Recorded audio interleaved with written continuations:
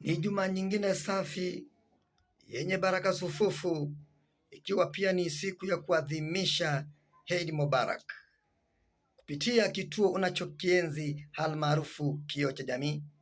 Karibu tukujuze yanayojiri.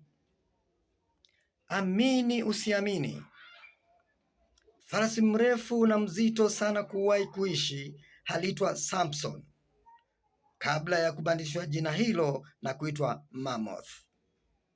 Amini usiamini, farasi huyo alizaliwa mnamo mwaka 1846. Alikuwa na kimo cha futi 7 na inchi 2.5.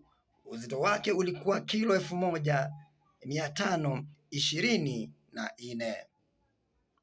Amini usiamini, alikuwa kizazi cha farasi wanaofahamika kuwa wanene na walitumika sana kwa usafiri. Amini usiamini, pia aliburuta majembe ya kulima kwenye mashamba miongoni mwa kazi nyingine. Niite Malenga MC Tamasha Kaka Live kupitia kituo unachokienzi almaarufu Kioo cha Jamii. Na kutakieni Eid Mubarak popote ulipo.